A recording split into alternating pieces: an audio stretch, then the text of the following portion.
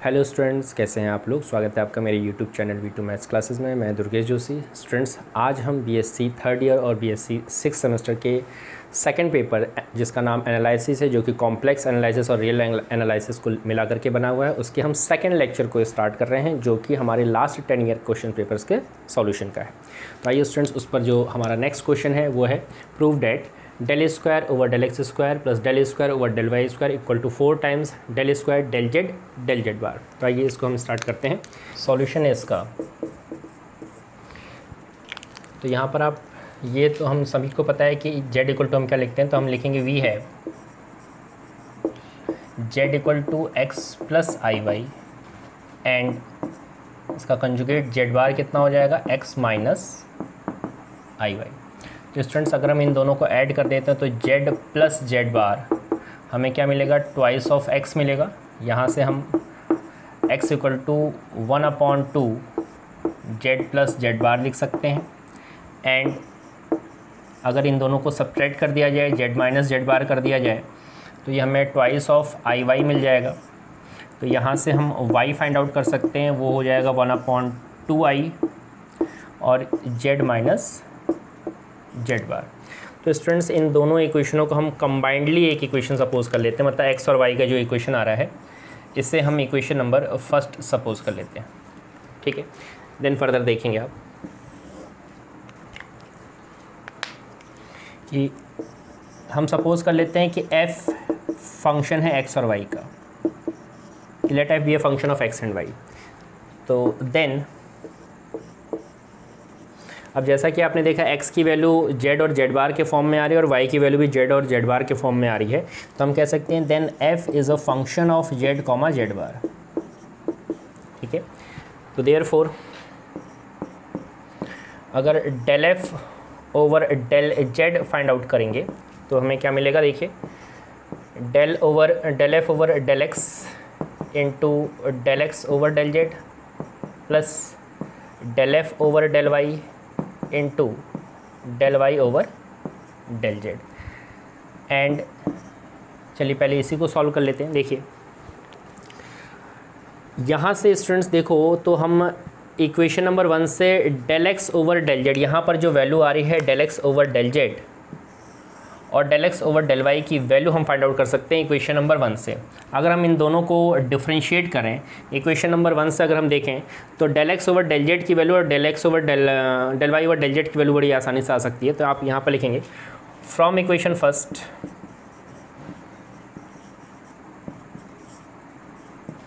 यहाँ से आप निकाल लीजिए del x over del z. तो del x over del z हमारा क्या आ जाएगा, 1/2। और यहीं पर अगर हम निकाल लें del x over del z bar, क्योंकि इसकी भी ज़रूरत हमें पड़ेगी, तो वो भी 1/2 आएगा। And del y over del z की वैल्यू अगर हम देखें तो del y over del z हमें 1/2i मिलेगा। इसी तरह से del y over del z bar की भी ज़रूरत हमें पड़ेगी। Del y over del z bar की वैल्यू हम देखें तो वो हो जाएगी माइनस का 1/2i। तो स्टूडेंट्स, ये दोनों वैल्यूज़ हम यहाँ से उठाकर इस पर पुट कर सकते हैं। तो देखिए फर्दर,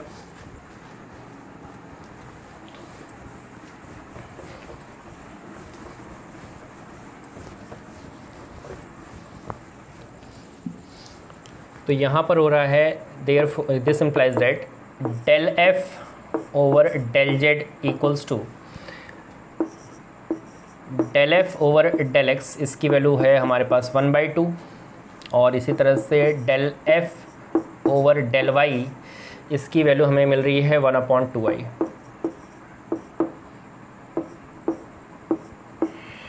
तो एक काम कर रहे हैं, इसको भी हम इक्वेशन सपोज कर लेते हैं कंबाइंडली। तो हमारे पास इक्वेशन 1 हुआ था, ये इक्वेशन हमारा 2 हो जाएगा। तो यहाँ पर हम लिख ले रहे हैं यूजिंग इक्वेशन सेकेंड।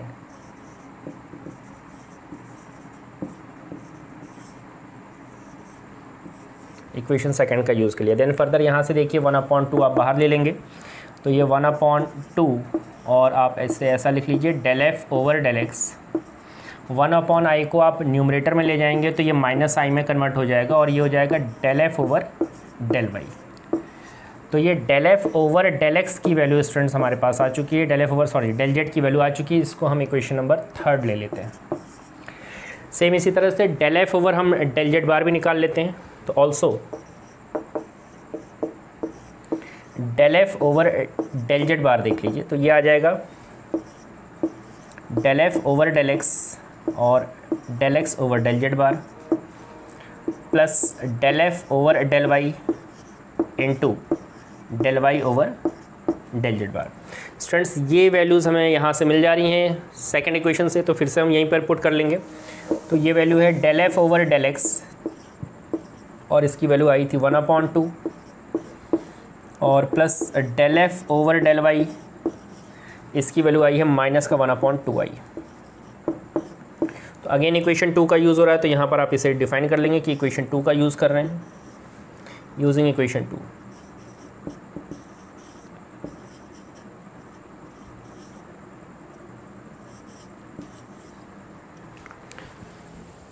तो देखिए नेक्स्ट स्टेप में क्या हो रहा है।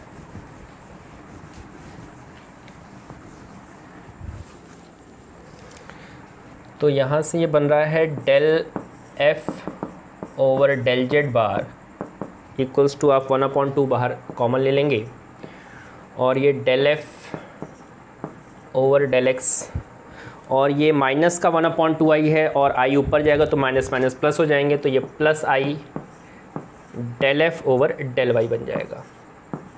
ठीक है, और ये इक्वेशन नंबर हो गई आपकी 4। अब स्टूडेंट्स देखो प्रूफ हमें क्या करना है, del square over del z bar proof करना है और यहाँ पर del square over del x square, del square over del y square. तो यहाँ पर एक काम करें आप, इक्वेशन नंबर 3 और इक्वेशन नंबर 4 को आप मल्टीप्लाई कर लें। तो यहाँ पर हम लिख लेते हैं multiply equation 3 and 4, multiplying equation 3 and 4। Equation 3 और 4 को हम मल्टीप्लाई कर लेते हैं। तो स्टूडेंट्स देखिए ये बन जाएगा इस तरह से, del f over del z into del f over del z bar equal to, यहाँ देखिए 1/2, यहाँ भी 1/2 मल्टीप्लाई होकर 1/4 बन जाएगा। और स्टूडेंट्स एक चीज़ और ध्यान दें, ये देखिए ये a माइनस बी के फॉर्म में है और ये a प्लस बी के फॉर्म में, that means a square minus b square के फॉर्म में आ जाएगा। तो हम यहाँ पर अगर लिखेंगे तो हम इसे ऐसा लिखेंगे del square f over del x square और ये बन जाएगा आपका आई भी आ रहा है तो इसका स्क्वायर करेंगे तो ये पॉजिटिव फॉर्म में हो जाएगा और ये हो जाएगा del square f over del y square. ठीक है, तो ये a प्लस बी और a माइनस बी से आपका ये टर्म आ जाएगा और यहाँ से इसे लेफ़्ट साइड में आप जो देख रहे हैं इसे आप लिखेंगे del square f over del z bar. ठीक है स्टूडेंट्स, ये del square f over del z bar में कन्वर्ट हो गया और यहाँ पर ये 1/4 del square f over del x square plus del square f over del y square, तो यहाँ पे ऑलरेडी है। अब बोथ साइड से आप फंक्शनल वैल्यू मतलब f को रिमूव कर देंगे तो देन आपका जो रिज़ल्ट क्वेश्चन में जैसे आ रहा है उस तरह सा रिज़ल्ट हमारा बन जाएगा जैसा क्वेश्चन पूछा गया है। तो यहाँ पर हम इसको विदाउट f लिख रहे हैं तो del square over del z bar equals to 1/4 bracket में del square over del x square plus del square over del y square और ये 4 क्रॉस मल्टीप्लाई कर दीजिए तो 4 times del square over del z bar equals to del square over del x square plus del square over del y square, ये बन रहा है। तो स्टूडेंट्स यही हमारा क्वेश्चन था, यही हमें प्रूफ करना था, हेंस प्रूव्ड। स्टूडेंट्स हमारा नेक्स्ट क्वेश्चन है, if f z is a regular function of z तो prove that del square over del x square plus del square over del y square bracket close mod f z का whole square equal to 4 times mod f dash z का whole square. तो students ये जो question हमें given है या ये जो क्वेश्चन प्रूफ करने के लिए हमें मिल रहा है इस क्वेश्चन को प्रूव करने के लिए अभी जो प्रीवियस क्वेश्चन आपको बताया गया है वो आपको प्रूव करना पड़ेगा, बिना उसको प्रूव किए आप इस क्वेश्चन को नहीं कर पाएंगे। ठीक है, तो यहाँ पर देखिए इस क्वेश्चन को कैसे हम सॉल्व करेंगे।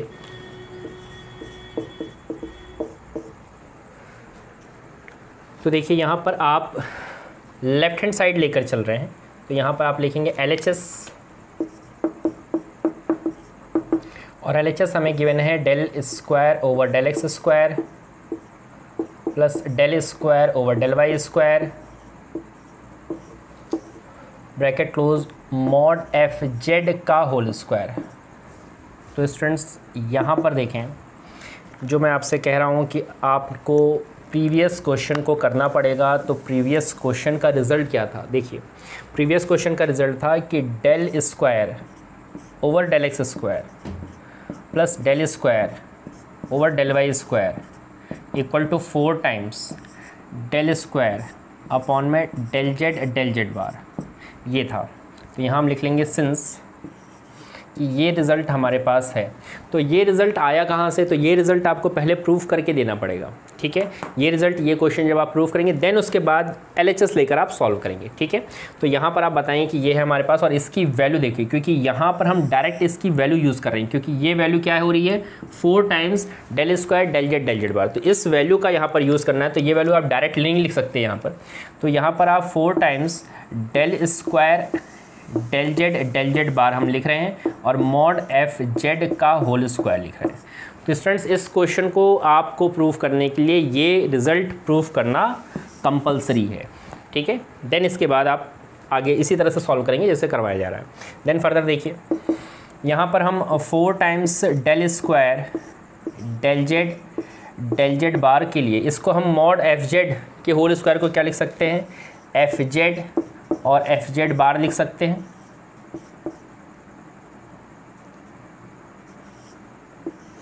यहाँ पर आप डिफाइन कर देंगे कि since mod z square means z bar होता है। ठीक है, देन फर्दर देखिए, यहाँ पर अब हम इसे डिफ्रेंशिएट करेंगे पार्शियली। तो पहले आप जेड बार के रेस्पेक्ट में कर दीजिए, क्योंकि पहले जेड है फिर जेड बार है, तो पहले हम जेड बार के रेस्पेक्ट में कर रहे हैं। तो डेल ओवर डेल जेड बार, और यहाँ पर है आपके पास एफ जेड और एफ जेड बार। ठीक है, देन फर्दर देखिए,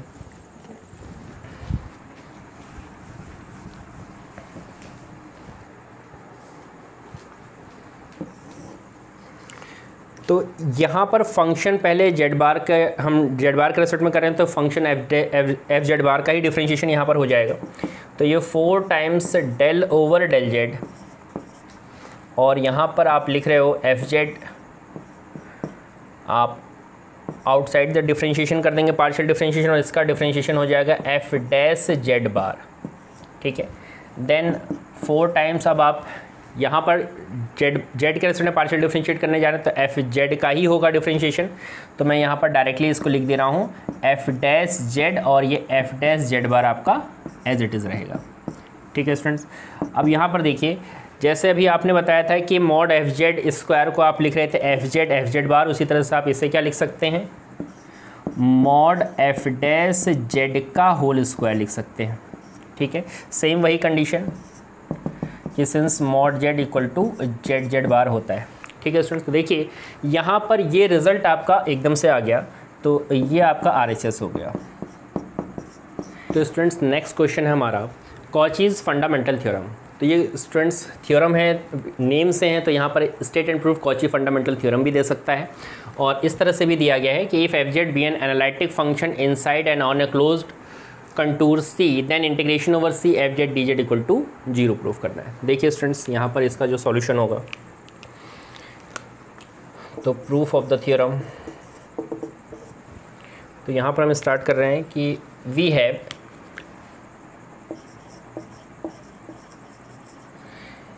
जेड इक्वल टू स्टूडेंट्स हम x प्लस आई वाई लिखते हैं, तो this implies that d z कितना लिखा जाएगा, तो डिफ्रेंशिएशन कर रहे हैं तो d x plus i d y लिख लेंगे। ऑल्सो एफ जेड फंक्शन में, तो एफ जेड u और आई वी फॉर्म में लिखे जाता है, एनालिटिक फंक्शन है, तो f Z equal to u plus i v लिखा जाएगा। अब स्टूडेंट्स हम ये लेकर चल रहे हैं integration over C F Z D z, इसको हम लेकर चल रहे हैं, तो therefore integration over C F Z D z equal to, तो देखिए ये लिखा जाएगा आपका integration over C F z means u plus i v और d z means d x plus i d y, तो d x plus i d y. तो आइए इन्हें हम मल्टीप्लाई कर लेते हैं। तो यहाँ पर नेक्स्ट स्टेप जो हमारा होगा इंटीग्रेशन ओवर सी, ये हम मल्टीप्लाई कर रहे हैं, तो रियल टर्म हम एक साथ रखेंगे, इमेजिनरी टर्म एक साथ रख लेंगे। तो मैं इस तरह से लिख ले रहा हूँ इसको, रियल टर्म वाले को पहले, तो यू डी एक्स और यहाँ पर ये आई वी और आई डी वाई मल्टीप्लाई होके ये हो जाएगा माइनस का वी डी वाई और प्लस आई टाइम्स, यहाँ पर हम आई वाले टर्म लिख लेते हैं, तो ये हो जाएगा वी डी एक्स और प्लस का यू डी वाई। ठीक है स्टूडेंट्स, तो ये आपका ऐसे लिख सकते हैं इंटीग्रेशन ओवर सी की वैल्यू आ रही है रियल और इमेजिनरी फॉर्म में। इसको हम और सेपरेट कर लेते हैं कि this implies that integration over C F Z D z equal to integration over c u d x minus का वी डी वाई फिर प्लस आई times integration over c v d x plus का u d y. और इसे students आप equation number 1 ले लेंगे, जो कि काफ़ी इंपॉर्टेंट स्टेप है हमारा। ये इक्वेशन नंबर 1 हो गया। तो स्टूडेंट्स इसके बाद का स्टेप है कि सिंस एफ जेड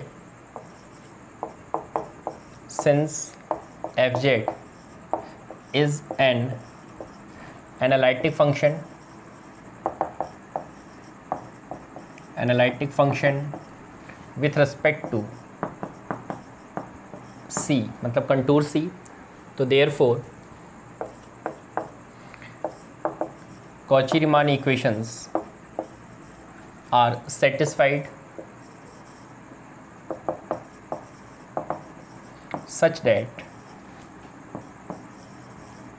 तो यहाँ पर हम Cauchy-Riemann इक्वेशन कार्टेशियन फॉर्म में लिख लेते हैं। तो यही था del you over del x equal to del we over del y and del you over del y equal to minus times of del we over del x. तो students ये हमारे लिए काम का इक्वेशन है, तो मैं इसे पूरे को बॉक्स में कर दे रहा हूँ और इससे मैं इक्वेशन नंबर 2 ले रहा हूँ। ठीक है, और क्योंकि फंक्शन एफ जेड एनालिटिक है तो इसका मतलब वो डिफरेंशिएबल भी होगा, तो आगे लिखेंगे as well as f Z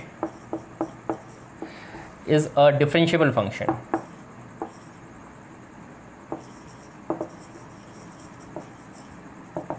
differentiable function.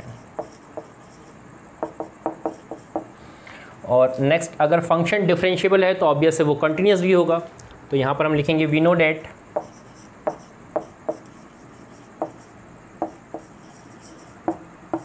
Every differentiable function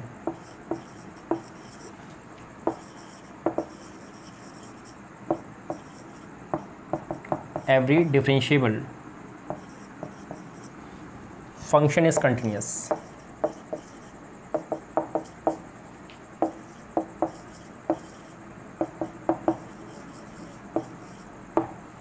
तो इट मीन्स एफ जेड आपका एनालिटिक फंक्शन है, तो एफ जेड एक डिफरेंशिएबल फंक्शन भी है। तो अगर एफ जेड डिफरेंशिएबल फंक्शन है तो इट मीन्स एफ जेड क्या है, कंटिन्यूस फंक्शन भी है। तो आप यहाँ पर लिखेंगे therefore f z represents a continuous function.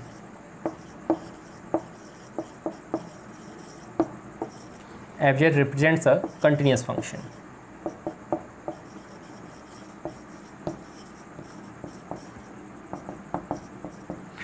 F z continuous function को रिप्रेजेंट कर रहा है, तो it means this implies that F z means u plus i v होता है, तो u plus i v represents a continuous function. तो यहाँ पर आप ऐसे लिख लें कि रिप्रेजेंट्स अ कंटिन्यूस फंक्शन। तो u प्लस आई वी अगर कंटिन्यूस फंक्शन को रिप्रेजेंट करा है, इसका मतलब u और v भी कंटिन्यूस फंक्शन है। तो यहाँ पर हम लिख सकते हैं कि u and v are continuous function.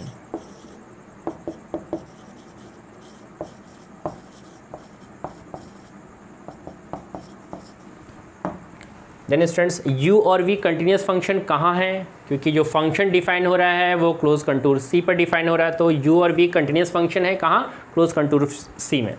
तो फर्क लिखेंगे, since u and v are continuous function,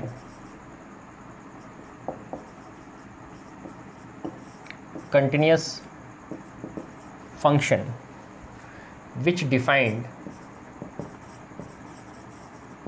जो कहाँ डिफाइंड हो रहे हैं, which defined with respect to contour C, with respect to contour C. तो स्टूडेंट्स अगर u और v कंटिन्यूस फंक्शन है, डिफाइन हो रहे हैं क्लोज कंटूर सी में या कंटूर सी में, तो यहाँ पर आप ग्रीन्स थ्योरम का यूज़ करेंगे, जो कि हमने वेक्टर इंटीग्रेशन में पढ़ रखी है। तो हम यहाँ पर लिखेंगे देयरफॉर ऑफ ग्रीन्स थ्योरम।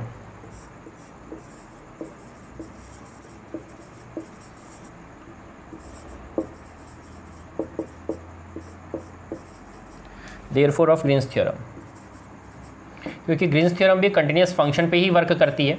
तो ग्रीन्स थ्योरम क्या थी स्टूडेंट्स, देखिए जो हमने वेक्टर इंटीग्रेशन में पढ़ी थी कि तो integration over C P D x plus Q D Y equal to double integration over are, और यहाँ हम लिख रहे थे del Q over del X minus का डेल क्यू है, ये del Q over del X minus का del P over del Y, और इनटू में यहाँ पर D x D Y,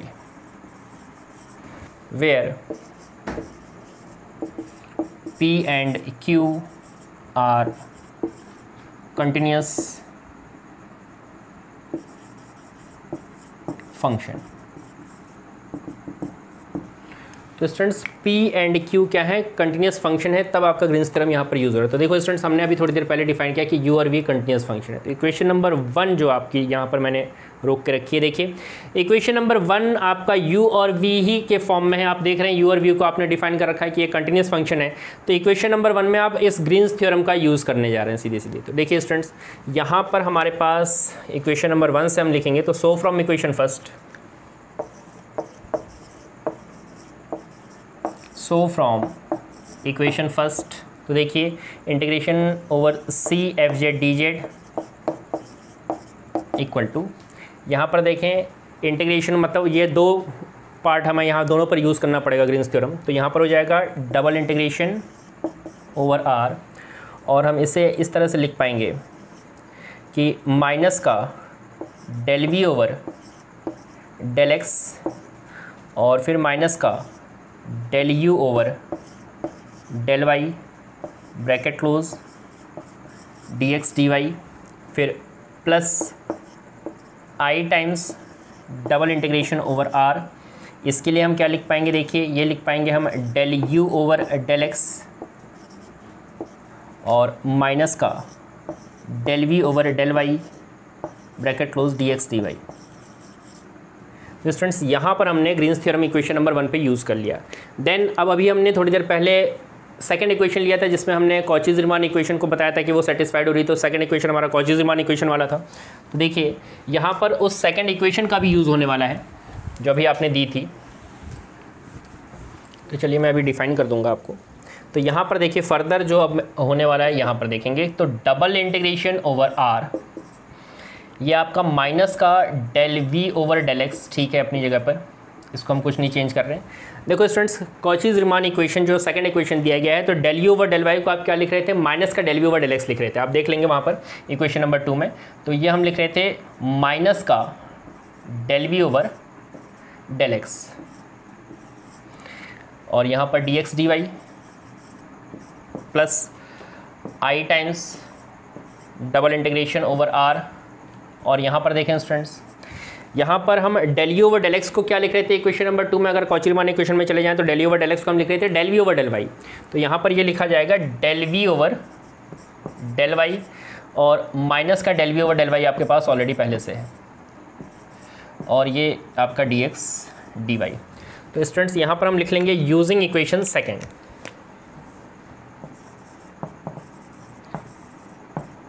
using equation second, जिसको आपने बॉक्स में दिया था उस इक्वेशन का हमने यूज़ कर लिया, सेकंड इक्वेशन का। तो देखो स्टूडेंट्स, ये नेगेटिव और ये माइनस माइनस पॉजिटिव हो जाएंगे, तो ये आपके आपस में ही कैंसिल हो जा रहे हैं, मतलब जीरो हो गया। इसी तरह से ये भी आपका सब्ट्रैक्ट हो रहा था, ये आपस में ही कैंसिल, दैट मीन्स ये भी जीरो। तो यहाँ पर कुल मिला के जो हमारा लेफ्ट हैंड साइड चल रहा था कि integration over C F Z D Z,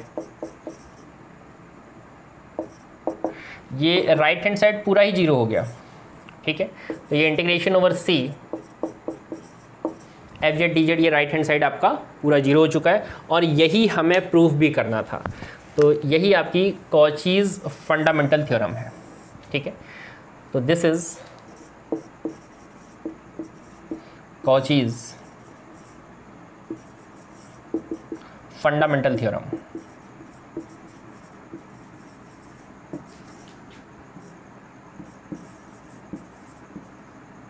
तो स्टूडेंट्स, ये हमारा नेक्स्ट क्वेश्चन है। If f z is an analytic function defined on a contour c of length L such that mod f z less than equal to m where m is a fixed positive number, then mod के अंदर integration over C F Z D z less than equal to हमें ml दिखाना है। तो students, यहाँ पर एक चीज आप देखें कि जो कंटूर सी है उसकी लेंथ l दे रखी है, इट मींस हमें यहाँ पर क्लोज कंटूर नहीं मिल रहा है, पहली चीज, ठीक है। और मॉड ऑफ एफ जेड की value less than equal to m given है, यहाँ पर m एक फिक्स्ड पॉजिटिव नंबर है, देन ये प्रूफ करना है। तो आइए इसका सॉल्यूशन देखते हैं कैसे होगा।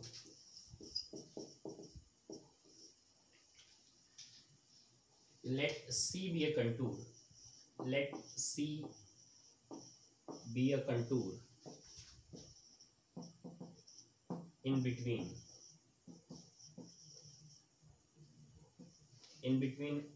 Z equal to Z1 and Z equal to Z2, represented by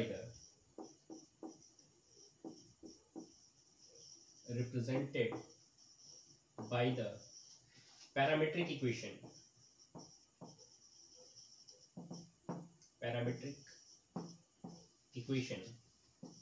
x equal to xt and y equal to yt, where t is a parameter,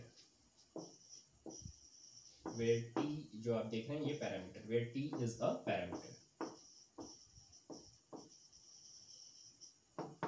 students, z equal to z1 और z equal to मतलब z1 और z2 के बीच में हमें contour c define कर देना है। तो देखिए इसका फिगर हम ड्रॉ कर लेते हैं इस तरह से। सपोज दैट ये हमारे पास कोई कंटूर है जो कि z इक्वल टू z1 से z इक्वल टू z2 तक जा रहा है, और यहाँ पर पैरामीट्रिक फॉर्म लिया गया, तो यहाँ पर हम t इक्वल टू t1 और यहाँ पर t equal to t2 suppose कर लेते हैं। ये हमारा कर्व C है, और यहाँ पर ये जो कंटूर है इसी के लेंथ आपको L दे रखी है, ठीक है। तो चलिए स्टूडेंट्स, इसका फर्दर हम देखते हैं कि किस तरह से सॉल्व होगा। तो हम इसी चीज़ को लेकर चल रहे हैं जहाँ पर ये गिवन है कि mod integration over C F Z D z. अब स्टूडेंट्स, हम यहाँ पर मॉड को अगर हम अंदर ले जा रहे हैं, मतलब इसको इंटीग्रेशन के अंदर ले जाएंगे, तो ये इस तरह से हो जाएगा integration over C less than equal to का साइन, और ये हो जाएगा mod f z into d z. फिर यहाँ पर देखिए ये मॉड ए इंटू बी के फॉर्म में, तो mod a into mod b मतलब दोनों में मॉड डिस्ट्रीब्यूट हो जाएगा, तो ये हो जाएगा mod f z into mod D z. अब स्टूडेंट्स, यहाँ पर देखो तो आप मॉड एफ जेड की value less than equal to m आपको गिवन है, तो आप यहाँ पर उसका यूज कर लेंगे। तो integration over c m mod of d z लिख लेंगे, और यहाँ डिफाइन कर दीजिएगा since mod fz less than equal to m, और यहाँ लिख दीजिएगा गिवन है। देन फर्दर देखिए,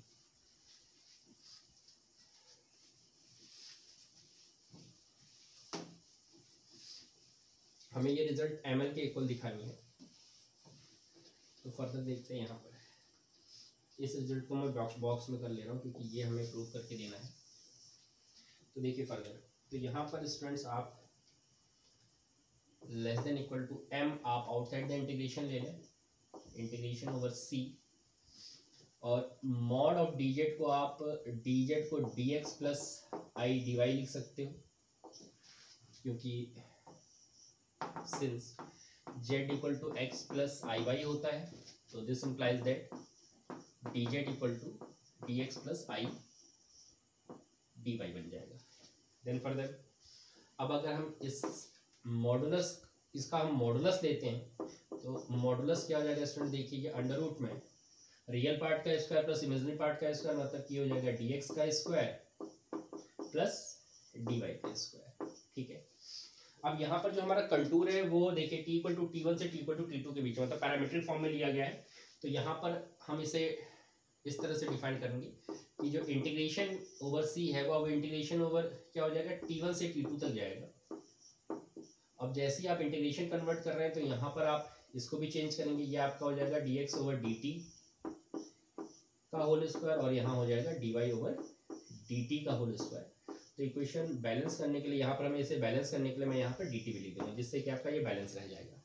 और ये ऐसा क्यों किया जा रहा है स्टूडेंट्स, ये कंटूर की लेंथ को फाइंड आउट करने के लिए किया जा रहा है। और यही चीज़ जो फॉर्मूला है कि अंडर रूट में D x over D T का whole square plus D Y over D T का होल स्क्वायर, यही क्या बनेगा आपका लेंथ ऑफ द कंटूर बनेगा। तो ये आपका हो जाएगा एम, ये पूरा जो इंटीग्रेशन पार्ट है ये क्या कहलाएगा, length of the contour C,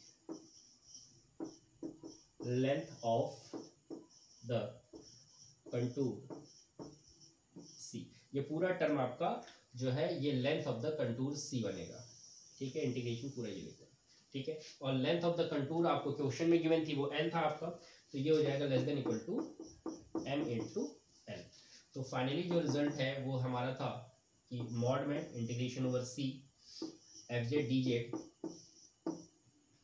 mod close less than equal to ये आप लिखेंगे एम।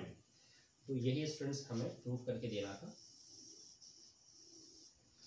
तो स्टूडेंट्स नेक्स्ट क्वेश्चन हमारा टेलर सीरीज है। ये question state and proof Taylor series भी पूछा जाता है या स्टेटमेंट के साथ भी पूछा जाता है। तो देखिए इसका स्टेटमेंट क्या है, if f z is an analytic function inside and on a closed contour, और ब्रैकेट में उसको सर्किल लिखा गया है, मतलब कंटूर आपका सर्किल भी हो सकता है या ये कहें कि सर्किल ही है एक तरह से, अलग अलग स्टेटमेंट हैं इसके, कहीं कंटूर बोला गया है कहीं सर्किल भी बोला गया है। ठीक है, circle c with its centre, जिसका सेंटर जेड नॉट दिया गया है एंड रेडियस कैपिटल आर दिया गया है, then at every point Z within C हमें ये प्रूफ करना है कि F Z equal to F A plus Z minus A F dash A plus Z minus ए का होल स्क्वायर अपॉन में 2 factorial F double dash A. ऐसी ये series अब टू कंटिन्यू हो रही है, या इसको शॉर्ट फॉर्म में भी लिख सकते हैं।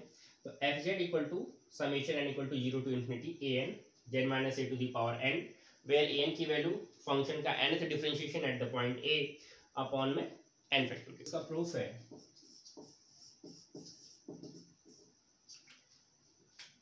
consider a circle C, consider a circle C with center इसका हमें z नॉट गिवन है, with centre z naught and radius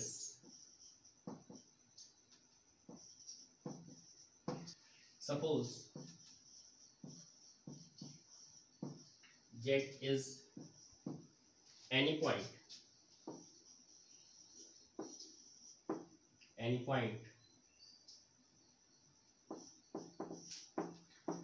inside the circle C, तो देन ये लिखा जा सकता है कि z minus z naught equal to r. Next students, draw a circle C with center z naught and radius r naught such that। अब यहाँ हम रेडियस को डिफाइन करें तो इसके लिए फिगर का होना बहुत जरूरी है। तो नेक्स्ट स्टूडेंट इसका फिगर जो बनेगा आइए वो देखते हैं।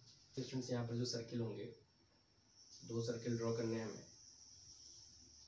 तो फर्स्ट सर्किल हो गया और ये सेकंड सर्किल हो गया।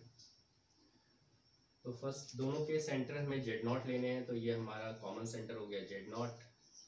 और यहाँ पर एक मिनट स्टूडेंट्स, यहाँ पर आप इसे draw another circle c naught करेंगे। पहला सर्किल सी है, दूसरा सर्किल सी नॉट है। तो देखिए ये है आपका सी, और ये वाला ले रहे हैं हम सर्किल सी नॉट, ये अंदर वाला। और रेडियस की बात हो रही है तो रेडियस बड़े वाले सर्किल का, ये इसका रेडियस आर है और इसका रेडियस हमने लिया है आर नॉट। और यहाँ पर जेड कोई पॉइंट है, यहाँ पर सपोज कर लेते हैं यहीं कहीं पर, यहाँ पर एक पॉइंट है जेड। तो सच डेट जो आप लिखोगे वो लिखोगे सबसे बड़ा जो रेडियस है वो है कैपिटल आर, फिर उससे छोटा जो रेडियस है वो है आर नॉट, और सबसे छोटा जो रेडियस है वो आर है, क्योंकि जेड माइनस जेड नॉट अगर हम इसको लेकर चल रहे हैं तो यहाँ पर जो इसका जो डिस्टेंस निकल रहा है वो निकलेगा आर, तो जेड माइनस जेड नॉट का जो डिस्टेंस है वो आर है। Next, so that the point z lies inside C, if omega is any point in C naught, so then the equation of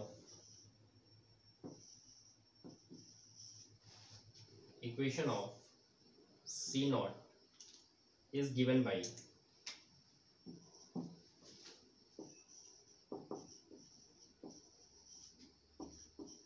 omega minus z naught equal to, अगर student देखें तो ये भी radius है तो ये are not के ही बराबर होगा, ये आर नॉट आ गया। तो देन बाई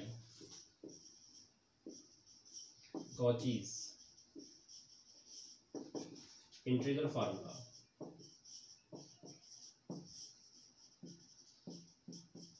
एफ जेड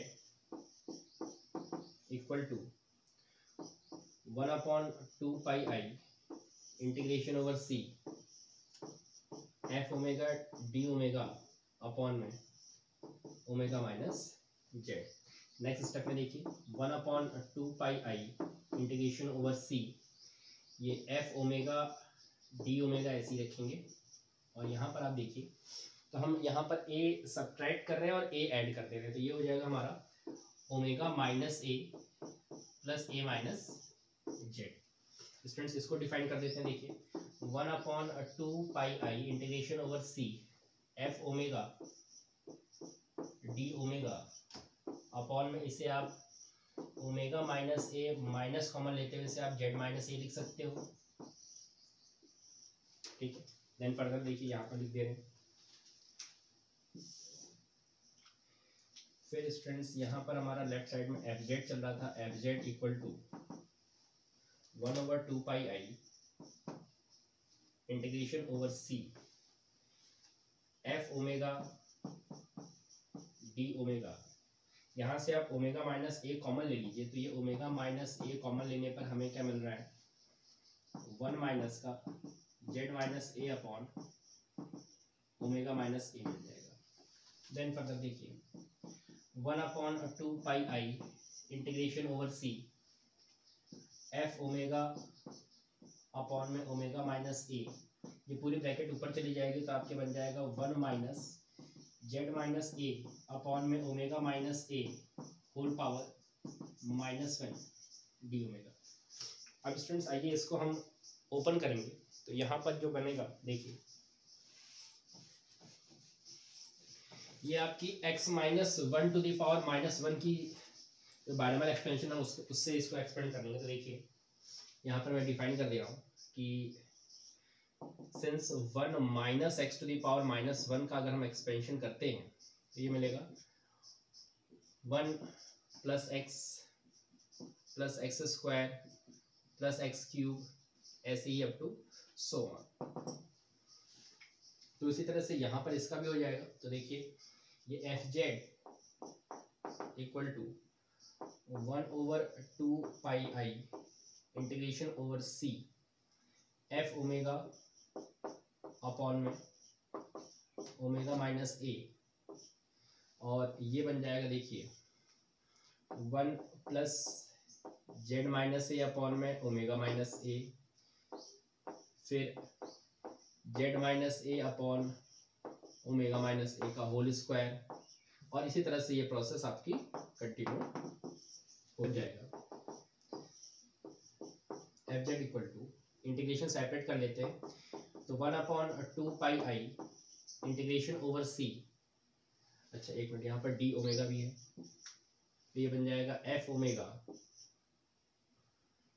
और अपॉन में omega minus A D omega plus, यहाँ से स्टूडेंट देखो ये तो इससे मल्टीप्लाई करके लिख लिया, अब ये इसके साथ मल्टीप्लाई होगा तो जेड माइनस ए भी आएगा, जो कि हम आउटसाइड द इंटीग्रेशन लिख सकते हैं, तो Z minus A into 1/2 integration over C F omega D omega upon में ये ओमेगा माइनस ए का होल स्क्वायर हो जाएगा, ओमेगा माइनस ए का होल स्क्वायर। इसी तरह से स्टूडेंट्स यहाँ पर देखिए ये आपका अब इससे मल्टीप्लाई होगा तो ये जेड माइनस ए का होल स्क्वायर लिख लें आप into 1/2 pi integration over C F omega upon में ये होल स्क्वायर है और यहाँ से ओमेगा माइनस ए भी मिल जाएगा, तो ये ओमेगा माइनस ए का whole cube d omega up to so on, ये इस तरह का बन जाएगा। देन स्टूडेंट्स देखिए further,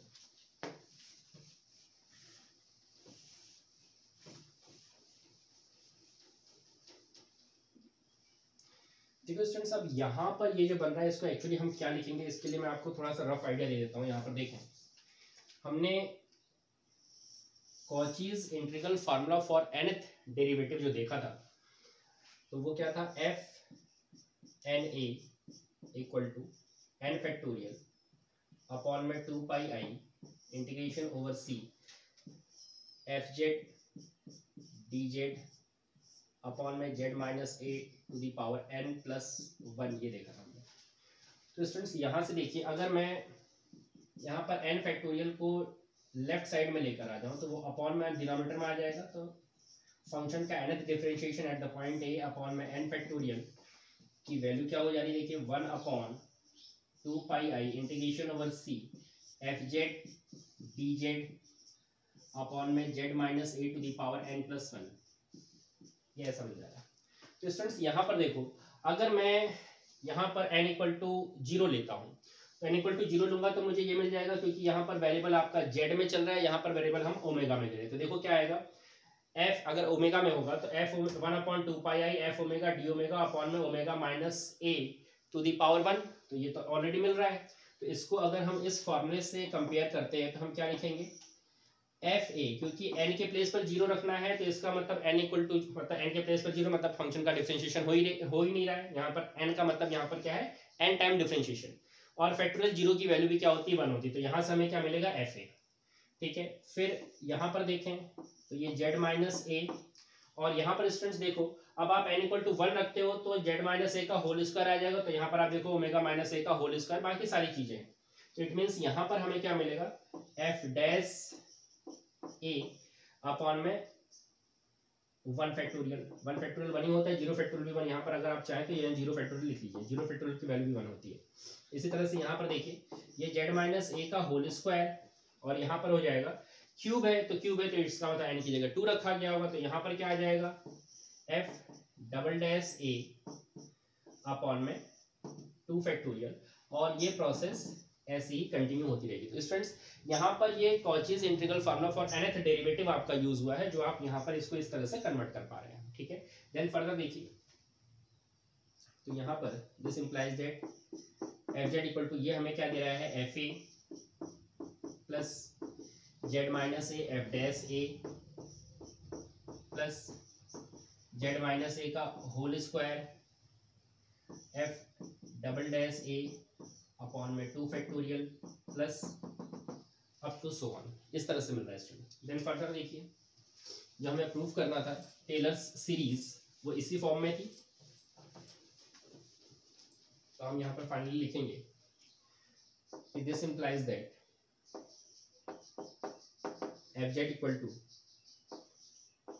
F A plus Z minus A F dash A plus Z minus A whole square F double dash A upon में 2 factorial plus up to so on. और इसको स्टूडेंट्स एक चीज और भी लिख सकते हैं, देखिए वहीं पर और करके भी दिया गया होगा, तो हम जो प्रूफ दी गई है टेलर सीरीज की इस तरह से भी लिख सकते हैं कि summation n equal to 0 to infinity, यहाँ पर हम लिख सकते हैं z minus a to the power n into a n, और यहाँ पर हम डिफाइन कर देंगे कि वेयर a n एक्चुअली है क्या, where a n equal to, यहाँ पर हम डिफाइन कर देते हैं, लिखिए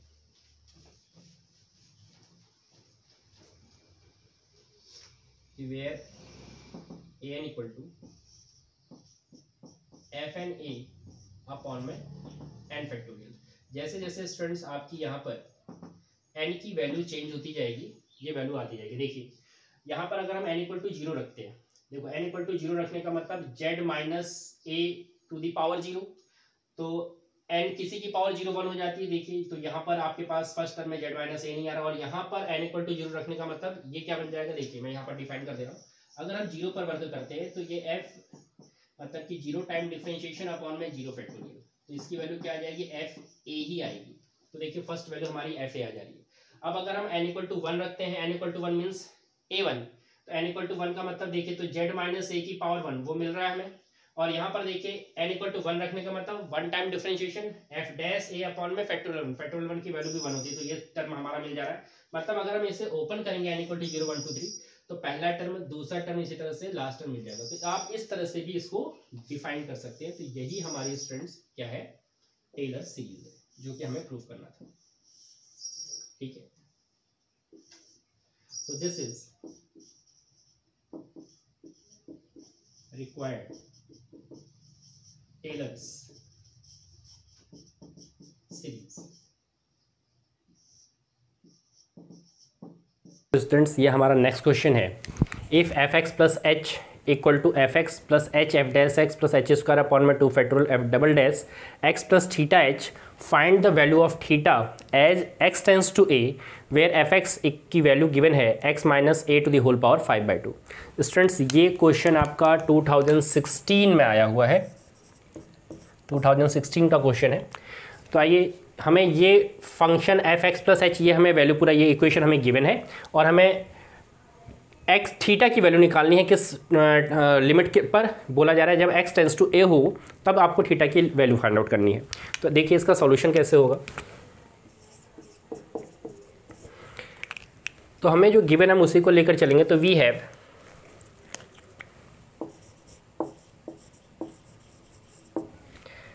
F x plus h equal to f x plus h f dash x plus h square upon में 2 factorial F double dash x plus theta h. इसे students आप इक्वेशन नंबर फर्स्ट ले लें।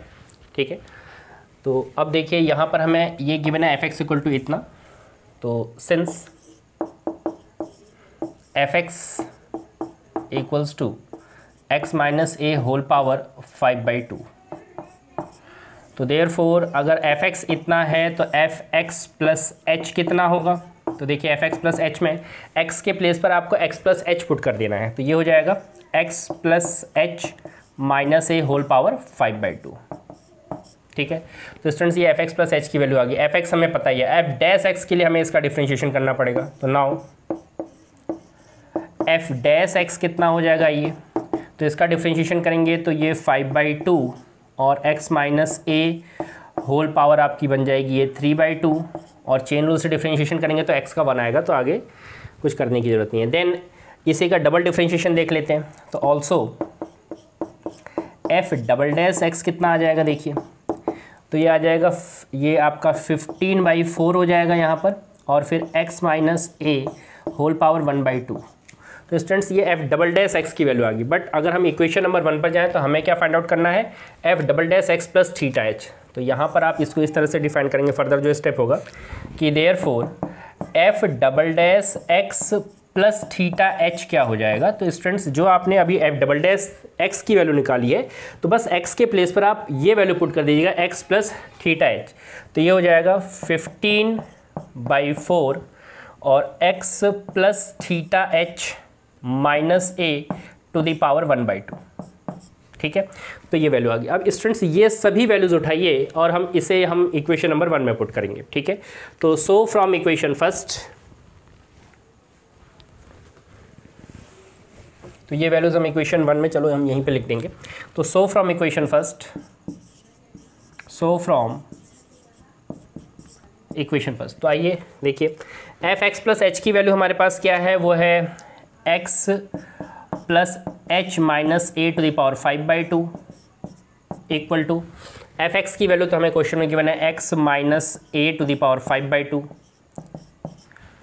फिर एच एफ डैश एक्स हमने निकाल रखा है ये 5/2 इंटू 5/2 और x minus A to the power 3/2 and then plus h square by 2, factorial 2 को हम 2 ही लिख दे रहे हैं, एच स्क्वायर अपॉन 2 और एफ डबल डैश इसकी जो वैल्यू है ये आपके पास आई है 15/4 X plus theta H minus ए होल पावर 1/2। तो स्टूडेंट्स ये रिजल्ट आ गया। अब हमें जो वैल्यू फाइंड आउट करनी है थीटा की, वो किस पर टेंड कर रही है, जब x टेंड्स टू a कर रहा है, मतलब जब limit x tends to a हो रही है, तब हमें थीटा की वैल्यू फाइंड आउट करके देनी है। तो देखिए फर्दर क्या होगा,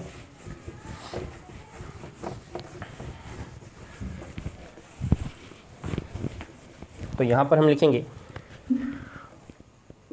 when x tends to a then, तो देखिए यहाँ पर जब x टेंड्स टू a हो रहा है तो स्टूडेंट्स यहाँ पर हमारे पास केवल आएगा h, क्योंकि चलो मैं लिख दे रहा हूँ पूरा, a plus h minus A whole power 5/2 equals to, यहाँ पर आपने a रखा x के प्लेस पर तो ये a माइनस ए 0 हो गया, यहाँ पर भी a माइनस ए 0 हो जाएगा, तो ये दो टर्म तो हमारे 0 हो रहे हैं, तो 0 + 0 हो गए, प्लस यहाँ पर देखिए यहाँ पर भी हम x की जगह a रखेंगे तो a से एक कैंसिल आउट हो जाएगा और यहाँ पर हमें जो मिल रहा है 15h² अपॉन 8 और फिर यहाँ theta h to the power 1/2 मिल रहा है, ठीक है। देन यहाँ से ये a से a कैंसिल है तो h to the power 5/2 equals to ये 15/8 और ये अगर स्टूडेंट्स हम h की पावर्स को अगर हम यहाँ पर एक साथ देखें तो ये थीटा टू द पावर 1/2 और h टू द पावर 5/2 बन जा रहा है, ठीक है। तो h टू द पावर 5/2 से h to the power 5/2 cancel out हो जाएगा, तो यहाँ से थीटा टू द पावर 1/2 की वैल्यू 8/15 आ रही है। हमें थीटा फाइंड आउट करना है तो हम स्क्वायर कर लेंगे, तो ऑन स्क्वायरिंग तो हमें यहाँ से मिल रहा है थीटा इक्वल टू 8 का स्क्वायर 64 और 15 का स्क्वायर 225। तो स्टूडेंट्स यही हमारी थीटा की रिक्वायर्ड वैल्यू है। तो ये हमारा स्टूडेंट्स हमारा नेक्स्ट क्वेश्चन है, prove that sine A X equal to A X minus A cube X cube upon में 3 factorial plus A to the power 5 x to the power 5 upon में 5 factorial minus, ऐसे process continue हो जा रही है। फिर A to the power n-1 X to the power n-1 upon में n-1 factorial into में साइन n-1/2 इंटू पाई, फिर plus A to the power n x to the power n upon में n factorial sine a theta x plus n π/2, ये question है। तो students यहाँ से आइए इसका सॉल्यूशन देखते हैं कि ये किस तरह से प्रूफ होगा कि ये जो वैल्यू है कि साइन एक्स की सीरीज़ हमें यहाँ पर ये प्रूफ करके देनी है। तो देखिए ये हमें जो गिवन है ये फंक्शन एफ एक्स की वैल्यू है, तो हम यहाँ से स्टार्ट कर रहे हैं, we have f x equal to sine A x, ये हम लेकर चल रहे हैं। तो स्टूडेंट्स देखिए इसका जो फर्स्ट डिफरेंशिएशन है एफ डैश एक्स वो क्या होगा, तो साइन का हो जाता है कॉस ए एक्स और ए एक्स का करेंगे तो ए आ जाएगा। देन यहाँ पर अब हम कॉस को साइन के फॉर्म में ही लाना चाहते हैं, ठीक है। तो हम यहाँ पर इसको ऐसे लिख सकते हैं ए साइन, आपको पता है कि sine 90 plus theta cos theta हो जाता है, तो ये साइन ए एक्स प्लस π/2 लिखा जा सकता है। इसी तरह से अब इसका डिफरेंशिएशन करेंगे तो एफ डबल डैश एक्स हमारा फाइंड आउट होगा, तो ये कितना हो जाएगा, देखिए साइन का अगेन कॉस हो जाएगा, ए ऐसी है, इसका जब हम करेंगे तो कॉस ए एक्स प्लस π/2 और चेन रूल से करेंगे तो एक ए और आ जाएगा, तो ये ए स्क्वायर हो जाएगा। अब स्टूडेंट्स इसे भी हम साइन में कन्वर्ट कर देते हैं, तो देखिए ये आ जाएगा ए स्क्वायर साइन एंगल प्लस π/2, तो एंगल हमारे पास क्या है ए एक्स प्लस π/2 प्लस π/2।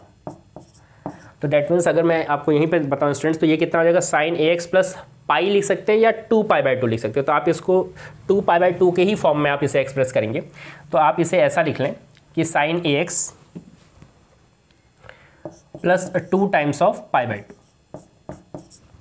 फिर इसी तरह से एफ ट्रिपल डैश अगर हम फाइंड आउट करते हैं तो ट्रिपल डैश में फिर से ये ए स्क्वायर और साइन का हम करेंगे तो साइन का हो जाएगा cos A x plus 2 pi by 2 और चेन रूल से करेंगे एक्स का तो ए आ जाएगा, तो ये ए स्क्वायर से किस में कन्वर्ट हो जाएगा, ए क्यूब में। अब स्टूडेंट्स इसे भी हम चेंज करते हैं साइन में, तो यहाँ पर कितना आ जाएगा देखिए ए क्यूब साइन ये पूरा एंगल प्लस इसमें पाई बाई 2 और ऐड हो जाएगा, तो डेट मीन्स स्टूडेंट्स ये हो जाएगा sine A x plus 3 pi by 2, क्योंकि ये pi 2 pi upon 2 that means pi बन जाएगा और इसमें पाई बाई 2 ऐड करेंगे तो क्या बन जाएगा 3 पाई बाई 2। तो इसी तरह से स्टूडेंट्स अगर हम आगे प्रोसेस को कंटिन्यू करते चले जाएं तो इस फंक्शन का n-1th डिफरेंशिएशन क्या होगा, देखिए तो f n-1th differentiation x equal to, तो देखो यहाँ से हम एक सिमेट्री बना सकते हैं। देखो जब डबल डिफरेंशिएशन आप कर रहे हो तो A square sine A x plus 2 pi by 2 आ रहा है, ट्रिपल डिफरेंशिएशन जब हम कर रहे हैं तो A cube sine A x plus 3 pi by 2 आ रहा है। तो n-1th डिफरेंशिएशन करेंगे तो a टू द पावर जितनी डिफरेंशिएशन कर रहे हैं उतनी a की पावर है, तो a की पावर n-1 हो जाएगी। फिर साइन ए एक्स प्लस यहाँ 3 टाइम डिफरेंशिएशन कर रहे हैं तो 3 इंटू पाई बाई 2, तो n-1 टाइम्स कर रहे हैं तो n-1 पाई बाई 2 ये आ जाएगा। और इसी तरह से अब इसका nth डिफरेंशिएशन तो एफ एन एक्स मतलब कि nth डिफरेंशिएशन इसका क्या हो जाएगा a to the power n sine A x plus n pi by 2 बन जाएगा, ठीक है। और स्टूडेंट्स यहाँ पर देखिए जो लास्ट टर्म आपका आ रहा है वो साइन ए थीटा एक्स आ रहा है फिर प्लस n पाई बाई 2। तो यहाँ पर जो ये सीधे सीधे मैं कहूँ कि यहाँ जो फार्मूला यूज़ हो रहा है वो टेलर्स थ्योरम यूज़ हो रहा है with Lagrange's form of remainder after n terms का, ठीक है। तो यहाँ पर आपका जो ये फंक्शन आपका nth डिफरेंशिएशन आ रहा है फंक्शन का, इसको हम इस तरह से लिखेंगे कि देयरफॉर फंक्शन का nth डिफरेंशिएशन, अब यहाँ पर फंक्शन क्या हो जाएगा थीटा एक्स के फॉर्म में हम लेंगे। तो ये जो nth डिफरेंशिएशन आपने फाइंड आउट किया है, सॉरी ये जो nth डिफरेंशिएशन आपने फाइंड आउट किया है इसी में थीटा के प्लेस पर, सॉरी एक्स के प्लेस पर अब हम क्या रखेंगे थीटा एक्स रखेंगे। तो देखिए ये बन जाएगा a to the power n sine A x के प्लेस पर हमें अब थीटा एक्स रख देना है, तो ये theta x plus n pi by 2। तो आप देख रहे हैं ये जो रिजल्ट आ रहा है ये इसी फॉर्म में आ सकता है। यहाँ पर हम अभी फार्मूला यूज़ करेंगे Taylor's theorem with Lagrange's form of remainder after n terms का, ठीक है स्टूडेंट्स। तो यहाँ पर ये हमने फंक्शन के डिफरेंशिएशन फाइंड आउट कर लिए n-1 से लेकर के nth टर्म तक, और फिर nth टर्म मतलब थीटा एक्स का भी nth टर्म के लिए डिफरेंशिएशन फाइंड आउट कर लिया। तो अब यहाँ पर देयरफॉर अब हम x इक्वल टू 0 पुट करने जा रहे हैं स्टूडेंट्स। इस जितने भी डिफरेंशिएशन हमने फाइंड आउट किए हैं यहाँ पर हम x इक्वल टू 0 पुट कर रहे हैं, तो ऐसे लिख लेंगे now put x equal to 0, put x equal to 0 in these equations.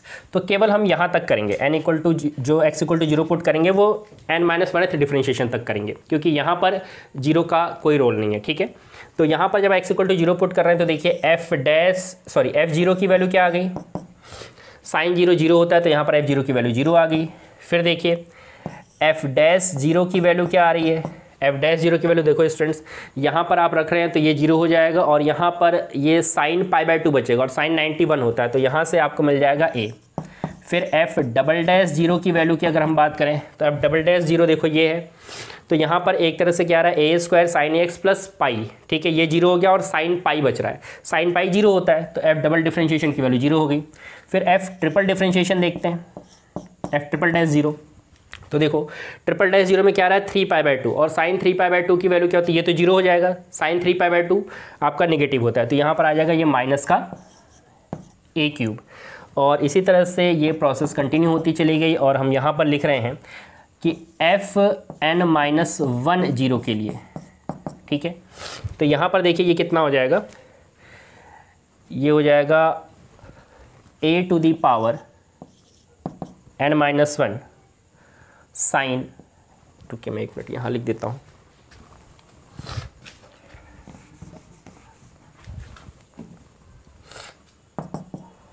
तो इसका n minus 1th differentiation at the point 0 क्या निकल के आएगा, a to the power n minus 1 sign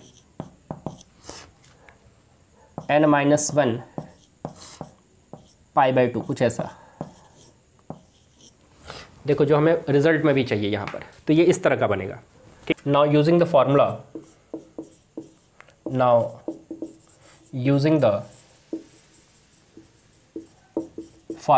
हमारा वही यूज़ होगा, Taylor's theorem with Lagrange's form of remainder after n terms का। तो यहाँ पर आप लिखेंगे f(x) equal to f(0) plus x f(0) plus x square upon में 2 factorial f(0) plus x cube upon में 3 फैक्टोरियल f(0). और ये प्रोसेस आप ऐसे ही कंटिन्यू करते चले जाएंगे। तो x का n minus 1th differentiation, x to the power n minus 1 और अपॉन में n माइनस 1 फैक्टोरियल, और फंक्शन का n माइनस 1th डिफ्रेंशिएशन 0 पर, और फिर plus x to the power n upon में n फैक्टोरियल, और फंक्शन का nth डिफ्रेंशिएशन कहाँ पर, थीटा x पर, इस पॉइंट पर। ठीक है स्टूडेंट्स, देखिए देन फर्दर अब यहाँ पर आप ये जो वैल्यूज़ फाइंड आउट करके लाए हैं, ये वैल्यूज़ आप पुट कर देंगे। ठीक है, तो दिस इम्प्लाइज दैट f(x) की वैल्यू हमारी क्या थी, देखिए साइन ax है, तो हम यहाँ पर लिख रहे हैं साइन ax, f(0) की वैल्यू 0 आई है, प्लस x f(0) की वैल्यू a है, प्लस एक्स स्क्वायर अपॉन में 2 फैक्टोरियल f(0) की वैल्यू 0 है, प्लस एक्स क्यूब अपॉन में 3 फैक्टोरियल f(0) की वैल्यू माइनस a क्यूब है। इसी तरह से अगर हम देखें तो x to the power 4 upon 4 factorial की वैल्यू स्टूडेंट्स यहाँ से देखिए निकाल सकते हैं। अगर हम n की जगह 4 रख दें तो n a की पावर 4 और यहाँ पर साइन ax प्लस यहाँ पर 4 पाई by 2, 4 pi by 2 that means sign यहाँ पर क्या आ जाएगा 2 पाई, और x इक्वल टू 0 पर कर रहे हैं तो साइन 2 पाई, साइन पाई, साइन 2 पाई, साइन 4 पाई, जितने भी साइन के साथ पाई आते हैं वो रिजल्ट 0 देते हैं, तो इसलिए ये वैल्यू हो जाएगी 0। और function x to the power 5 upon में 5 फैक्टोरियल, क्योंकि यहाँ पर 5 तक सीरीज़ है, फिर आगे भी जा रही है। तो अगर हम 5th डिफ्रेंशिएशन देखें तो n की जगह 5 रखेंगे तो यहाँ पर क्या आएगा a to the power 5 sine ax plus 5 pi by 2, sine 5 pi by 2 क्या हो जाएगा, एक राउंड पूरा कंप्लीट करने के बाद फिर से फर्स्ट क्वाड्रेंट में आएगा, तो साइन 5 पाई बाई 2 की वैल्यू क्या होती है, 1 होती है स्टूडेंट्स। तो यहाँ पर ये क्या हो जाएगा, a टू दी पावर 5 बन जाएगा। ठीक है, और ये प्रोसेस आप कंटिन्यू करते जाइए। ठीक है, पॉजिटिव के बाद यहाँ पर negative minus up to so on, ये कंटिन्यू होता जाएगा। और अब आप लिख रहे हैं ये वाला टर्म, तो x to the power n minus 1 upon में n माइनस 1 फैक्टोरियल, और इसका जो डिफ्रेंशिएशन हमारा आया है, इसका डिफ्रेंशिएशन है a टू दी पावर, इसकी जो वैल्यू आई a to the power n minus 1 sine n minus 1 upon 2 into pi के फॉर्म में आया है। ठीक है, तो ये आप ऐसे समझ लीजिए, और फिर प्लस ये लास्ट टर्म हमें दिखना है, तो ये हो जाएगा x to the power n upon में n फैक्टोरियल, और इसकी जो वैल्यू आई है वो है a to the power n into में साइन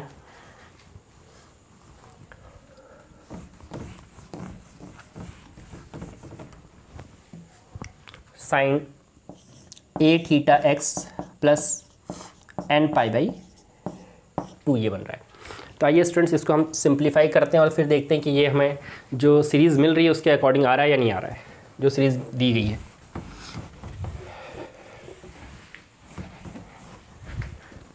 तो देखिए यहाँ पर ये हो जाएगा साइन ax इक्वल टू, यहाँ से हमें मिल रहा है ax, ठीक है, ये 0 हो गया था, यहाँ से मिल रहा है माइनस का a cube X cube upon में 3 फैक्टोरियल। फिर स्टूडेंट्स यहाँ से ये 4 वाला टर्म 0 हो गया, फिर ये मिल रहा है a to the power 5 x to the power 5 upon में 5 फैक्टोरियल, फिर minus up to so on, plus फिर a to the power n minus 1 और फिर x to the power n minus 1 upon में n माइनस 1 फैक्टोरियल, और यहाँ आ रहा है साइन, इसको हम इस तरह से लिखते हैं n minus 1 upon 2 into pi के फॉर्म में, और फिर प्लस लास्ट टर्म जो है a to the power n x to the power n upon में n फैक्टोरियल, और ये sine a theta x plus n pi by 2। तो ये बन रहा है स्टूडेंट्स। तो यही वैल्यू शायद हमें प्रूफ करने को भी मिल रही, देख लेते हैं, मैच कर लेते हैं। ए एक्स आ रहा है, ठीक है, A cube X cube 3 factorial A to the power 5 x to the power 5, ठीक है, ये भी सही है। तो स्टूडेंट्स यही हमें प्रूफ करना था, तो ये हमारा रिजल्ट आ गया है, हैंस प्रूव्ड। तो स्टूडेंट्स हमारा नेक्स्ट क्वेश्चन है state and prove Liouville's theorem. और इसको ऐसे भी पूछा जा सकता है कि if f z be an analytic function for all the finite values of z in the closed bounded region then the function, मतलब जो फंक्शन एफ जेड है वो क्या होगा, इस कांस्टेंट होगा।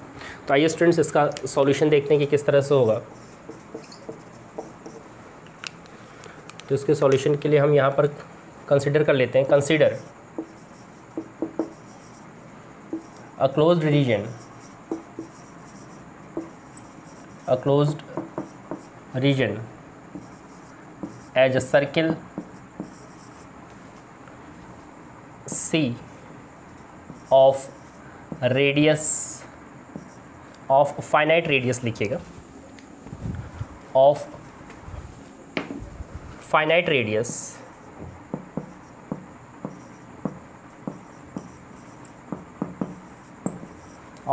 radius capital R with center at origin,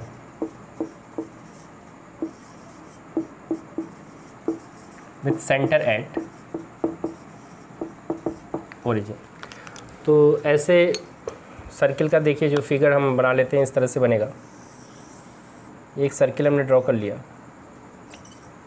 जिसका centre z equal to 0 और यहाँ पर रेडियस r बुला रहे, तो यहाँ पर कोई पॉइंट है और ये रेडियस हमने ले लिया इसका, ये r, ठीक है, ये चीज़ है। फिर हम यहाँ पर जो फंक्शन है उसके बारे में सपोज कर लेते हैं कि let function f z is defined in the closed reason,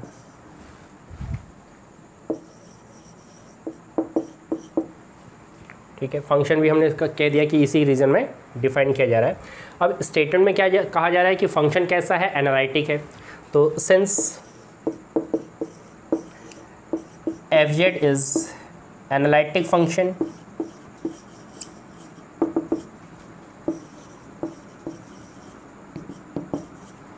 defined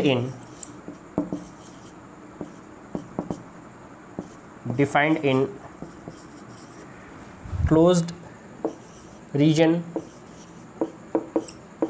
जिसको कि हमने सर्किल बोला है, एंड z इक्वल टू 0 जो पॉइंट है वो बिलोंग कर रहा है। तो next student, therefore it can be expanded in the form of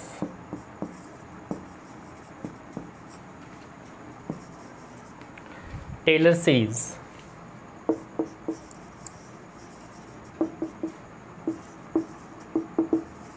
such that, तो हम लिखेंगे f Z equal to f0 plus z minus 0 f dash 0 plus z minus 0 whole square upon में 2 factorial f double dash 0 plus z minus 0 whole cube upon में 3 factorial f triple dash 0 up to so on. तो students ये हमारा Taylor series जो हमने पढ़ी है वो f Z equal to F A plus Z minus A F dash A plus Z minus ए का whole square upon 2 factorial F double dash A इस फॉर्म में पढ़ी, मतलब 0 के प्लेस पर ए है, क्योंकि वहाँ पर हम पॉइंट जो था वो z इक्वल टू ए के लिए वर्क कर रहे थे टेलर सीरीज़ में, लेकिन हमारे पास यहाँ जो बोला जा रहा है, यहाँ पर हम जो लेवलियस थ्योरम है उसको किस में कर रहे हैं, z इक्वल टू 0 के लिए कर। तो यहाँ पर टेलर सीरीज़ आपकी z इक्वल टू 0 के लिए वर्क कर रही है, ठीक है, सीधी सी सिंपल सी बात। और यहाँ पर देखो इसको अब आप ऐसा लिख सकते हो कि f0 plus z f dash 0 plus z square upon 2 factorial F double dash 0 plus z cube upon 3 factorial f triple dash 0 up to so on. और स्टूडेंट्स हम इसे और सिंपल कर सकते हैं, इसे हम लिख सकते हैं a0 plus a1z plus a2z square plus a3z cube up to so on. और यहाँ आप डिफाइन कर देंगे कि वेयर ये an का मतलब है फंक्शन का nth differentiation at the point 0 upon में n फैक्टोरियल। अब आप यहाँ से टैली कर लीजिए स्टूडेंट्स कि हमने a0 किस फॉर्म में लिखा है। देखिए अगर n इक्वल टू 0 रख दिया जाए तो हमें क्या मिलेगा f0, क्योंकि फैक्टोरियल 0 की वैल्यू भी 1 होती है। तो ये f0 की वैल्यू हमने क्या लिखी है a0। फिर यहाँ पर अगर n इक्वल टू 1 रख देंगे तो 1 टाइम डिफरेंशिएशन फंक्शन का 0 पॉइंट पर फैक्टोरियल 1 की वैल्यू भी 1 होती है, तो f डैश 0 आ जाएगा a1 की वैल्यू, तो f डैश 0 की जगह पर a1 लिखा गया। अगर हम इसी तरह से n इक्वल टू 2 रख देंगे, मतलब कि ये जो आपका a1 a2 a3 ये जो आ रहा है ये इस फॉर्मूले से कन्वर्ट हो जाएगा, ठीक है। और इससे आप इक्वेशन नंबर 1 ले लेंगे क्योंकि ये हमारे लिए इम्पॉर्टेंट स्टेप है। देखिए ये हो गया। और अब स्टूडेंट्स यहाँ पर देखें कि फंक्शन जो हमें फंक्शन एफ की बात कर रहा है वो क्या है, फंक्शन एफ बाउंडेड भी है। क्लोज्ड रीजन में तो डिफाइन भी किया जा रहा है, क्लोज्ड बाउंडेड रीजन में डिफाइन किया जा रहा है। इट मीन्स फंक्शन क्या है, बाउंडेड भी है। तो यहाँ पर आप इस तरह से डिफाइन करेंगे, but it is also given that, यहाँ पर हम इसको इस तरह से डिफाइन करेंगे कि but it is also given that fz is a bounded function।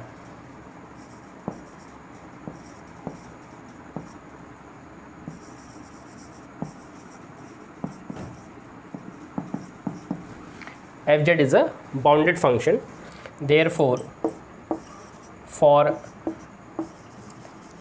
any positive fixed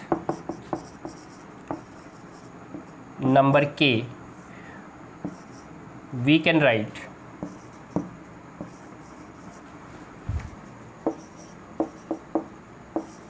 हम ऐसा लिख सकते हैं कि mod fz less than equal to k। इससे आप इक्वेशन नंबर 2 दे देंगे। Next students we have an equal to हमने क्या लिखा था अभी, f फंक्शन का nth derivative at the point 0 upon में n फैक्टोरियल। तो यहाँ से हम देखिए इसको इस तरह से लिखते हैं by Cauchy's integral formula,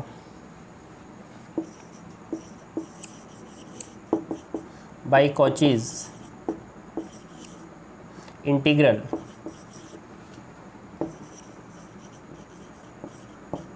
formula for nth derivative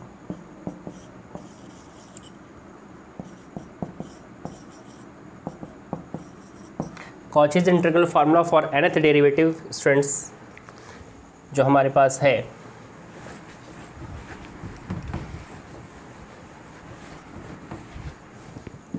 उसको हम पॉइंट 0 के लिए लिखेंगे, क्योंकि यहाँ पर देखिए nth derivative at the point 0 आ रहा है, तो हम इस तरह से लिखेंगे इसे कि एफ एन 0 क्या था फार्मूला कि n फैक्टोरियल अपॉन में 2n pi integration over c F Z D Z upon में z माइनस ए के प्लेस पर z minus 0 to the power n+1। तो स्टूडेंट्स यहाँ पर देखो क्या आ रहा है, एफ फंक्शन का nth differentiation at the point 0 upon में n फैक्टोरियल की वैल्यू क्या है an है। तो अगर मैं इसको फैक्टोरियल n को यहाँ पर ले आऊँ तो ये यही चीज़ बन जाएगी, ठीक है। और इसके प्लेस पर हम क्या लिख सकते हैं an। तो यहाँ पर आप लिखोगे an equal to 1/2 pi I integration over c F Z D Z upon में z to the power n। तो नेक्स्ट स्टूडेंट्स हम यहाँ पर इसका मॉड ले लेंगे, not taking mod on both side, taking mod on both side. तो ये जाएगा मॉड an इक्वल टू ये पूरा मॉड में 1/2 पाई आई integration over c F Z D Z upon में z to the power n+1 mod close.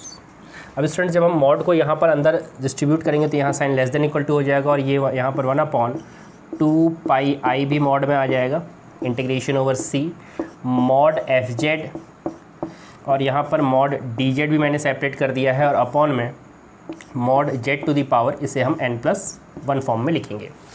Students देखिए यहाँ पर मॉड 2πi से हमें क्या मिलेगा 2π, क्योंकि अगर हम इसका मॉडुलस निकालेंगे तो यहाँ से आएगा हमारे पास केवल 2π, integration over C F mod of F Z. अभी आपने इनइक्वालिटी 2 देखी है, इक्वेशन 2 जो आप बोल रहे थे, क्योंकि वहाँ पर क्या था, उसकी value mod f z less than equal to k था, तो यहाँ पर के आ जाएगा, मॉड डी जेड ऐसे ही रहेगा, और यहाँ पर आपके पास ये mod z to the power n+1 भी फ़िलहाल इसी फॉर्म में रहेगा। तो यहाँ पर आप लिख लेंगे यूजिंग इनइक्वालिटी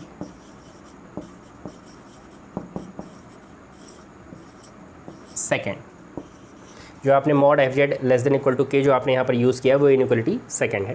तो ये मॉड ए एन आपका इस तरह से आ रहा है, इससे आप थर्ड इनइक्वालिटी कह देंगे।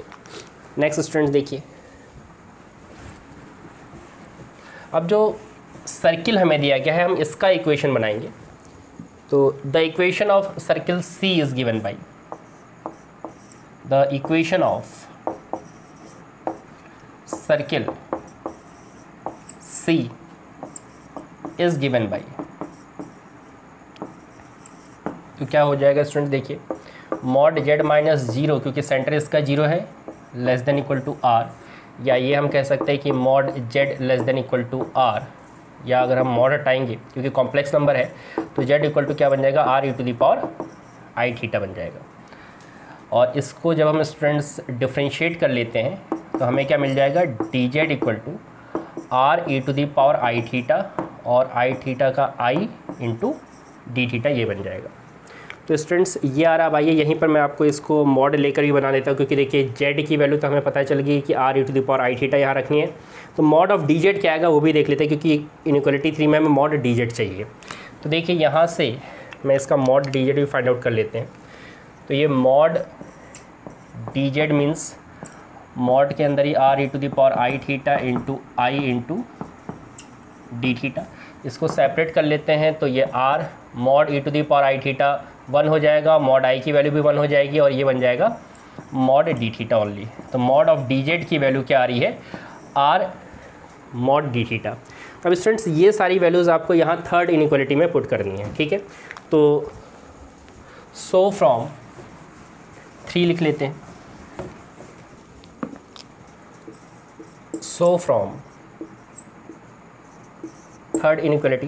तो यहाँ से देखिए ये हमारा चल रहा था लेफ़्ट में mod A N less than equal to 1/2π integration के मॉड डी जेड की वैल्यू देखिए r mod of D theta upon में जेड की वैल्यू है r e⁻I इसका भी मॉड और power n+1।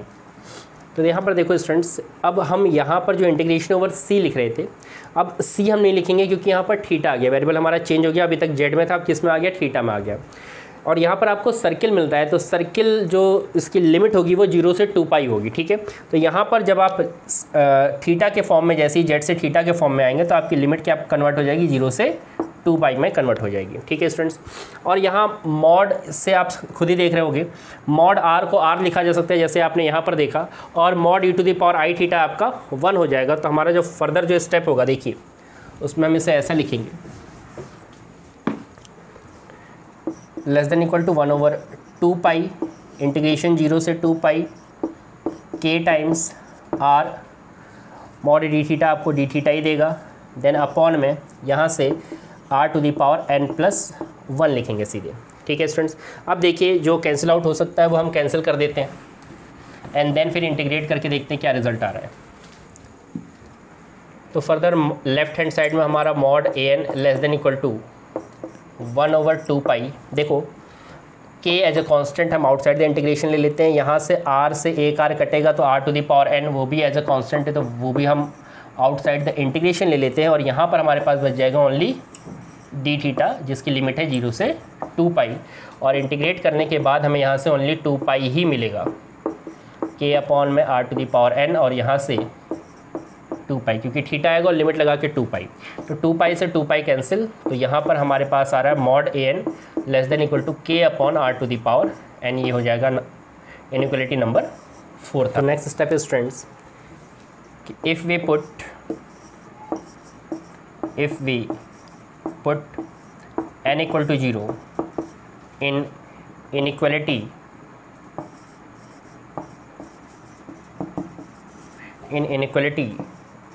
4, then an is independent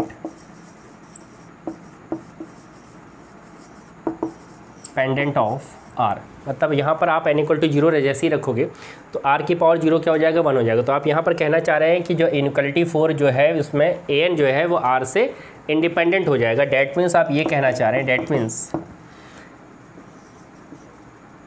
an does not depend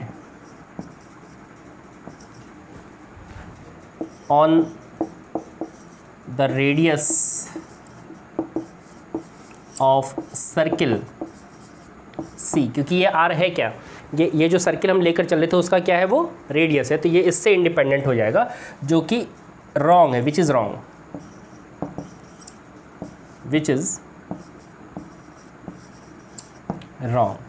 तो अब होना क्या चाहिए, तो therefore the inequality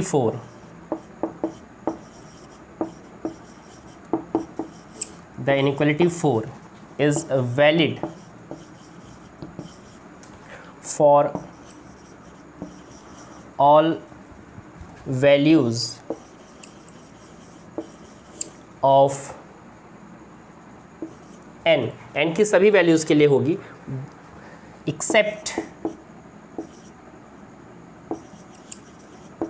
n equal to 0 को छोड़ करके, क्योंकि जैसे ही हम n इक्वल टू 0 रख रहे हैं तो वो r से इंडिपेंडेंट हो जा रहा है, तो ये इनइक्वालिटी 4 वैलिड होगी n की सभी वैल्यूज़ के लिए, बट n इक्वल टू 0 को छोड़ करके, तो accept n equal to 0।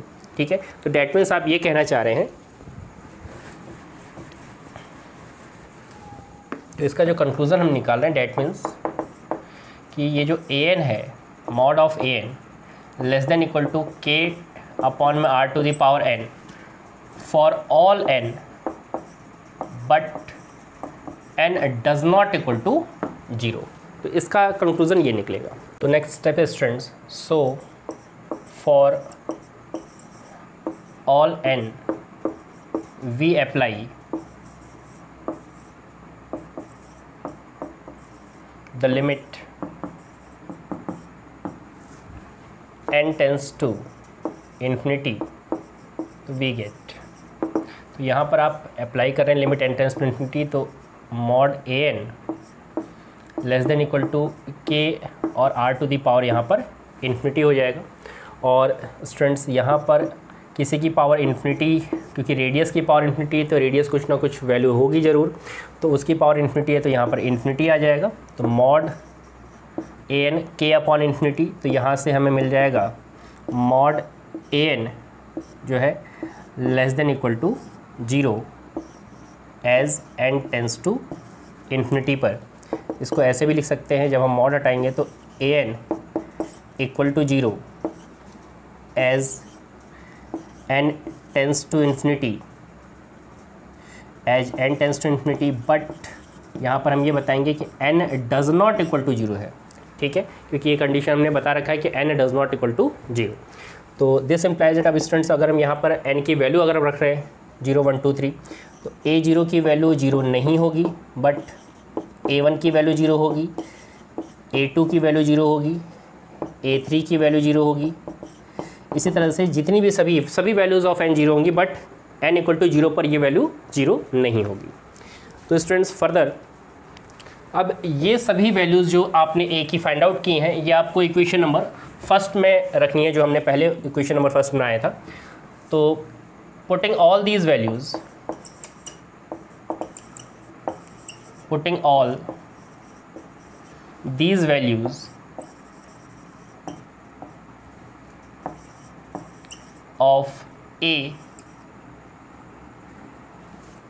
Is, लिख लीजिएगा, of is in equation first. तो इक्वेशन फर्स्ट हमारा एफ जेड इक्वल टू क्या था, ए जीरो की वैल्यू है, फिर क्या था जेड ए वन, फिर जेड स्क्वायर ए टू, फिर जेड क्यूब ए थ्री, इस तरह से था। तो स्टूडेंट्स यहाँ तो बाकी सारी वैल्यूज जीरो हो रही हैं, तो ये zero plus zero plus zero plus up to इसी तरह से कंटिन्यू होता रहेगा।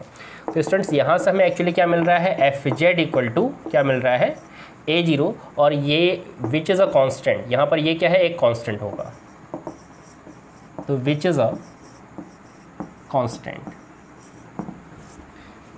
तो हेंस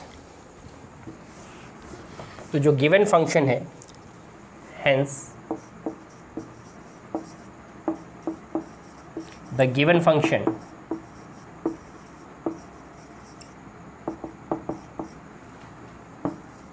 इज कांस्टेंट। तो स्टूडेंट्स यही हमारा लोविस थ्योरम का स्टेटमेंट था कि जो फंक्शन है उसे हमें कांस्टेंट दिखाना है, तो वो हमने यहाँ पर शो कर दिया।